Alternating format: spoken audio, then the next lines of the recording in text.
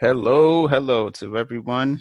Good morning, afternoon, or evening, no matter which side of the hemisphere you are on. Once again, this is James Dixon, and I'm bringing to you a cyber bullying presentation brought to you by Safe Schools Mohawk Valley. And also, this will be one of the installments for Gym with James. So, just wanted to take a little change of pace. So, all right, let's get it started. So, the slippery slope of cyberbullying. To start, I do want to see how much everyone knows about cyberbullying. So right now, we're just going to go over a simple sheet, which expresses something that we call a myth or a fact. A myth is something that is commonly, I guess, spread as knowledge, but it's not actual fact. And a fact is self-explanatory. It's just a fact that everybody knows is true, such as the sky is blue. Nobody can debate that unless, they just choose not to, but the sky is blue and that's a fact, right? So with that said, I would like for everyone to just take a little bit of time, maybe 2 to 3 minutes, to read through each bullet point and to see if you think it is a myth or a fact.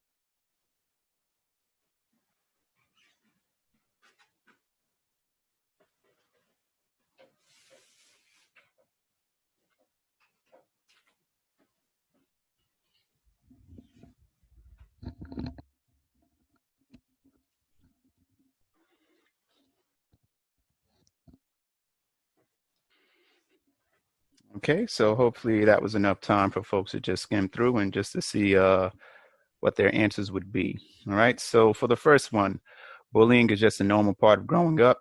Students need to learn how to work these things out for themselves. So that is a myth. Next would be the best thing you can tell someone who is a victim of bullying is to stand up for him or herself. That is also a myth. This part normally depends on one's personality type. So some people have no problems addressing the person who is bullying them. Some other people may not feel so comfortable doing so. So that is why that's a myth, because it doesn't apply to everyone. Mediation programs are not effective with solving problems of bullying because there is a power difference between a bully and a victim. So that's a fact, because mediation programs aren't 100% always correct and always helpful. Sometimes that also depends on the person's personality. So you can sit in a mediation and tell the people that everything that they want to hear, but when you go back into classes and things like that, those conversations usually don't last outside of the space that they're being had in. So 4, lecturing a bully doesn't help. That is a fact because, like I said, some things are better done than said. So you can speak and talk to people as much as you want. If they don't feel like they need to change within, then they'll just keep doing their behavior, whether good, bad, or indifferent. 5, when someone is acting like a bully, you should appeal to his or her sense of fairness, because everyone understands that some things are just not fair. So 5 is also a myth, because if that were true, then there wouldn't be any bullies in school, right? If everybody truly understood what being fair and equal was like, then there would be no reason for anyone to bully another person. So 5 is a myth. 6, bullying is the #1 form of violence in schools in America. That is a fact. 7, sticks and stones may break my bones, but names will never hurt me. That is a myth.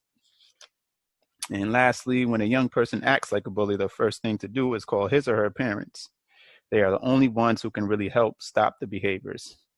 That is also a myth, just considering the range of parents that exist in America. So we have very good parents, we have some subpar parents who doesn't really fulfill the needs of their children, and then you have parents who are just, they provide those needs but may not provide it emotionally, or those parents who provide emotionally and not financially. So there's a range of parents. So to say that parents are the only ones who could help stop the behaviors is a myth, because it always takes a village.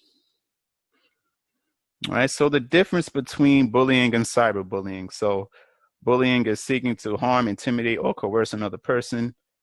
An example of that would be demanding that a student gives you their snack for lunch. So, you just walk in the room, or the lunchroom that is, and you see a kid who's probably sitting by themselves, and you have your group of friends, and you go over there to just say, hey, give me your lunch, because you're not sitting with anybody and you're not eating that, so just give that to me.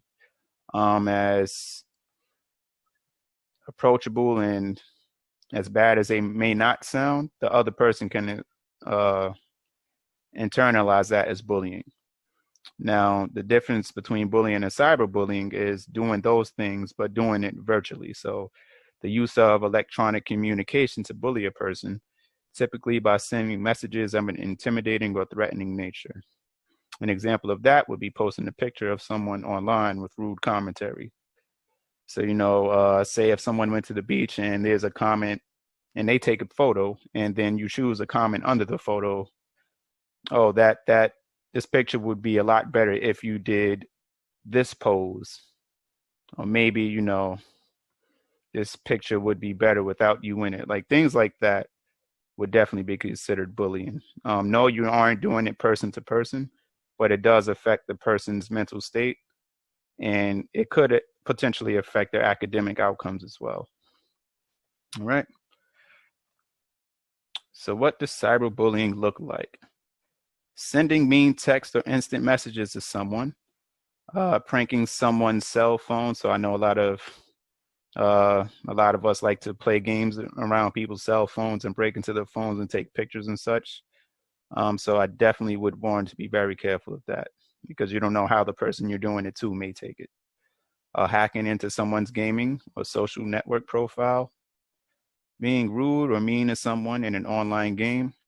And as you can see, we have the no skin comment up here for those who play Fortnite. And I do want to say, as an adult gamer myself, these things they can be harsh coming from a student, right, or a child. And I don't think children necessarily understand the level of seriousness behind that. So for someone who may not have money, or who just got the game, even if it's been out for about 5 years, so yeah, they would start out with no skin and not knowing what they're doing. So if they want to learn how to play the game and are continually being bashed for how they don't have skins and they don't have this, they aren't that good yet, not only will they not want to play, that may also affect how they feel about themselves outside of video games. Being rude or mean to someone in an online game is what I just discussed. Spreading secrets or rumors about someone online. This is a very big one that happens a lot throughout schools, whether elementary, middle, or high school. Just because you didn't start the rumor does not mean that you didn't have a role in spreading that rumor. And normally when students are asked about these sort of situations, it becomes a problem, because we have to then locate where the rumor began. But then again, if there's so many people involved in it, that just increases the net that we have to cast in order to catch, or not catch, but in order to make sure that the student who is being cyberbullied is also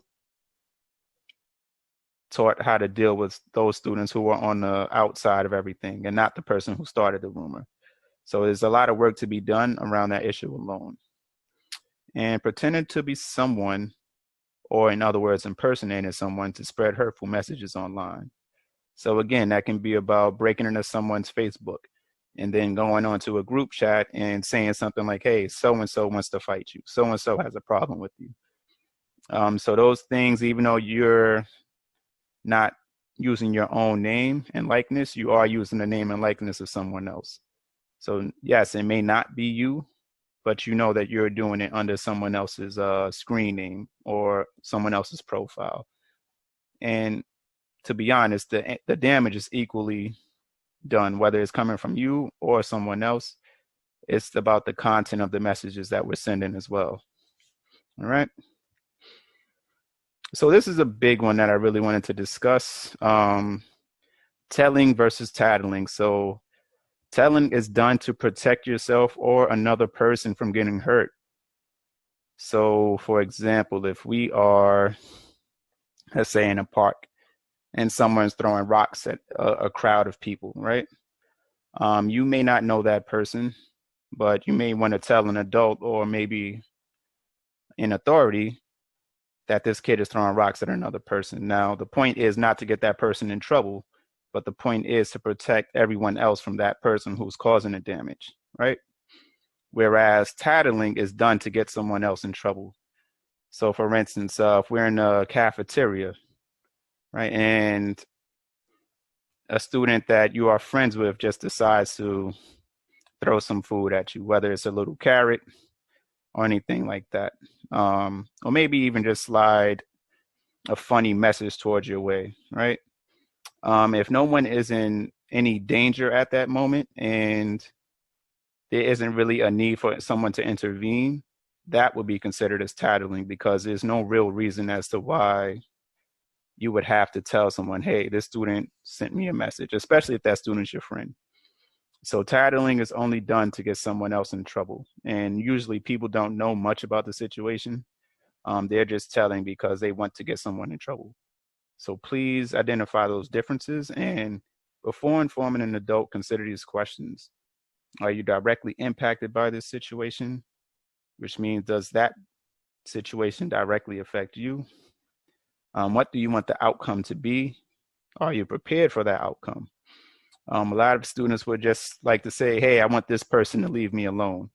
But in order for that person to leave you alone, that may entail you not having similar friends to that person. It may entail you not having the same lunch period as that person. And some of those things can't be done. You can't expect to always switch classes or lunch periods because you're having a problem with one student, right? So that's why I also say, are you prepared for that outcome? Are you comfortable with others knowing about this situation? And if not, why? Some things are very personal, and it makes perfect sense why people don't want to explain too much detail about their personal lives. So if this situation or the situation that you feel may be a cyberbullying situation, are you comfortable with people knowing about the details about that? And if not, then just ask yourself why. And what can you do if the situation cannot be resolved by adults? So for example, there are many situations throughout my career where we would have discussions with students, and then about a week later, the situation is right back to where it started. So adults can only do but so much. So I just need everyone who's listening to understand that adults are not going to solve every single problem that you may have with another student. And at some point, you will have to realize what you can do for yourself to make the situation better, to make the situation stop, or just to ignore the situation completely. Because putting that responsibility in adults' hands will not prepare you for when you become an adult as well. So you just want to get into the habit of training yourself like, okay, if I depend on myself as well, what can I do? And then come to the adult with things that you aren't able to do, whether that's change classes or speak to the bully's parents or things like that. Okay, so this is all about empowering yourself as well in these situations. The effect of cyberbullying on mental health. So these studies were done about 9 years ago, and there have been some other studies that we'll get to in a second. But social media companies require that any user is at least 13 years of age. And I'm sure as many of you know that social media profiles are created with incorrect date of births. So therefore, there may be someone who's 10 years old posing as someone who's 15 years old. So that happens quite often too. But the company themselves does set the requirement that somebody has to be at least 13 years old to use their services. 54% of students that were surveyed created a social media profile between the ages of 10 to 12 years old. So for perspective, we're talking about over half of the students that created a social media profile being in at least 5th grade to the start of 7th grade. So this is a responsibility that at that age, you're not really fully ready to take on because you don't understand everything that surrounds being on social media, whether that's the influence, your influence on other people, the way you use your words, things that can be flagged, and etc. 15% of students in grades 9 through 12 reported being cyberbullied in 2017. All right, now here's where it gets interesting. So 23% of students felt that social media had a positive impact on their self-esteem. So whether that made them feel, oh, I should also explain what self-esteem is. So self-esteem is your feelings and thoughts about yourself. So whether you think you're the most amazing person on the planet, in the universe, or whether you think like, you have so much work to do and that hill will always be there for you to climb. Self-esteem is just how we view ourselves. So social media had a positive impact on 23% of students. Now, 38% of students felt that social media had a negative impact, meaning that it caused them to feel even worse about themselves or not hold themselves in the highest regard. 65% of students act different online than they would face-to-face. I found this stat particularly intriguing because this is a virtual world. And many times, from my experience, students will say things like, oh, he or she said this about me online. And the two students may have never spoken in person before. And this will happen over a weekend. Then come Monday, there's a problem based on things that were solely said online. But my thing is, if you're so bold to say it online, you should also be able to say it to someone's face. And that's where I think a lot of the problems come, because people do things online that they wouldn't necessarily do face to face. In a 2017 study, cyberbullying affected 40.8% of students academically, 32% of students' relationships with friends and family, 39% of students' self-esteem, 22.1% of students' physical health. So, as you can see, cyberbullying is affecting at least 2 of every 10 students in some way, shape, or form. With their physical health, about 4 out of 10 students' self-esteem is affected. About 3 out of 10 struggle to have the proper relationships with their friends or family. And about 4 of 10 struggle academically due to social media and cyberbullying. All right, so the laws vary between state to state and district to district. However, I'm just going to go over what the general law is in New York State. So no student shall experience bullying by employees or students on school property or at a school function. In addition, no student shall be bullied or discriminated against based on race, color, weight, national origin, ethnic group, religion, religious practice, disability, sexual orientation, or gender. So a school function could be anything like a basketball game, volleyball game, a school party, a school trip. So these things, even though they may not be on school property, these are still school sanctioned events. So as long as we have school staff there and they're visible and everyone knows that this is a school event, cyberbullying can actually take place here too. So whether you're texting someone while you're on a trip saying, hey, look at her here, or look at his shoes, that also can be considered cyberbullying. Any person having reasonable cause to suspect that a student has been bullied by an employee or student on school grounds shall be prosecuted or shall be protected from retaliation by the school district or its employees. So this is basically just a whistleblower protection. So say if the principal, like if you feel like you're a victim of bullying by the principal, you can report that and you can ensure that your rights and the rights of your family will be protected. So the principal won't be able to kick you out of school or reprimand you with detention or do anything outside of his bounds if you accuse him or her of bullying. So just know that you can accuse students of bullying, yes, but if you feel like it's an employee or a student, or higher up, you can also report them as well. Misinterpreted.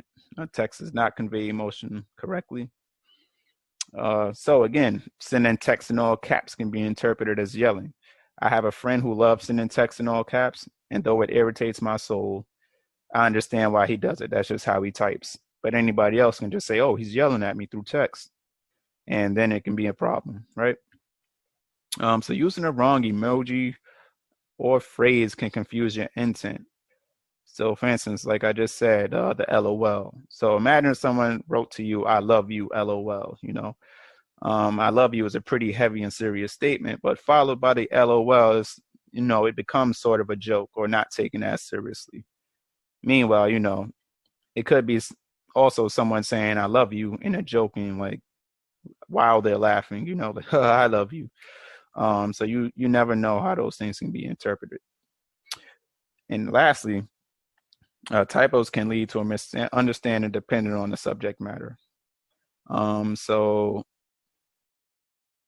I feel like that's actually self-explanatory. Like, you just write a word and say you have an iPhone, it just auto corrects into something else and just completely butchers the statement that you're trying to make. So just keep these things in mind as well when you're communicating using technology.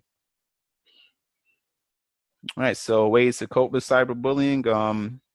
Once again, in a perfect world, no one would be cyberbullied, but we do not live in a perfect world. So for those who may have been, or for those who may be cyberbullied in the future, these are just some ways to cope with it. So do not retaliate or respond, because that will not end the situation and may make it worse. You don't know who else is in the situation, so if you do respond, it could be you responding to one person, or it could be you responding to a group of people. So you never know what direction that will take, so it's just best to leave it alone. Do not take the rude comments personally. Be comfortable with who you are. So don't let anyone online try to tell you who you are and who you aren't.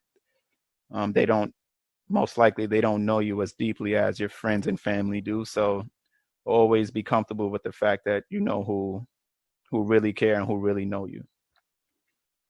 Do not reread the rude comments. Just report them, because rereading them will keep you in a state of being down, and there's really no need to just read something that you know isn't going to benefit you. If it's not lifting you up, then we should just leave it alone, right? 4, understand that everyone has different values and beliefs. The way you were raised is probably unique and very different from how everyone else is raised. So if you hold something as simple as respect and high regard, there are most likely people out there in the whole internet, in the universe of the internet, that don't hold respect and high regard. So therefore they will say mean things. They will use derogatory language. But as long as you know how you were raised and the things that you believe, just hold on to that as well. Something that I always do is number 5, take 30 seconds to think about what you post before you post it. You never know the effect that your words may have on someone else, whether your intentions are good or not. So just try to take 30 seconds, try to use as much as objective language as possible, meaning that, things that people can't really take wrong. So for instance, if you say the sky is blue, no one's going to argue with you about that unless they're colorblind or just being completely ignorant, right? 6, detach from screens.